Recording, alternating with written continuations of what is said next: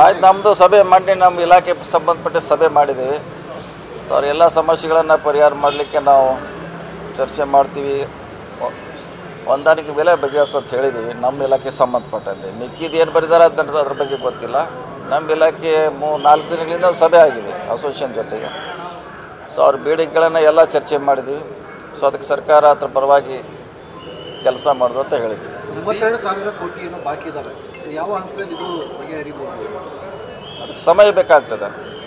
ಯಾಕಂದರೆ ಹಿಂದೆ BJP ಸರ್ಕಾರ ಗ್ರ್ಯಾಂಟ್ ಇಲ್ಲದೆ ಅವರು ಕಾಮಗಾರಿಗಳನ್ನು ಮಂಜೂರು ಮಾಡಿದ್ದು. ಇದು ಮೊದಲನೇ ದೊಡ್ಡ ತಪ್ಪಾಗಿದೆ. ಹೀಗಾಗಿ ಅದು ಕೊಡಬೇಕಾದ್ರೆ ಟೈಮ್ ಆಗೇ ಆಗುತ್ತೆ. ಸೊ ಹಂತವಾಗಿ ಕೊಡ್ತೀವಿ ಅವ್ರದ್ದು ಹಣವನ್ನು. ಸರ್, ಈಗ BJP ಸರ್ಕಾರಕ್ಕೂ ಕಾಂಗ್ರೆಸ್ ಸರ್ಕಾರ ಹೊರತಾಗಿಲ್ಲ ಅಂತ. BJP ಸರ್ಕಾರದಂತೆ ಈಗ ಕಾಂಗ್ರೆಸ್ ಸರ್ಕಾರದಲ್ಲೂ ಕಾಂಟ್ರಾಕ್ಟರ್ಗಳು ಒಂದ್ರ ಮೇಲೆ ಒಂದು ಕಂಪ್ಲೇಂಟ್ ಮಾಡ್ತಲೇ ಇದ್ದಾರೆ. ಇಲ್ಲ, ನಮ್ಮ ಇಲಾಖೆ ಬಗ್ಗೆ ಇಲ್ಲ. ಬಹುಶಃ ನಮ್ಮ ಇಲಾಖೆ ಇದ್ದಂಗೆ ಕಾಣೋಲ್ಲ. ಅದರಲ್ಲಿ ಇದ್ದರೆ ಹೇಳ್ತೀವಿ, ಸಭೆ ಮಾಡಿದ್ದೀವಿ. ನಮ್ಮಲ್ಲಿ ಏನಾದರೂ ಪರಿಹಾರ ಮಾಡುವಂಥ ಪ್ರಯತ್ನ ಮಾಡ್ತೀವಿ ಅಷ್ಟೇ.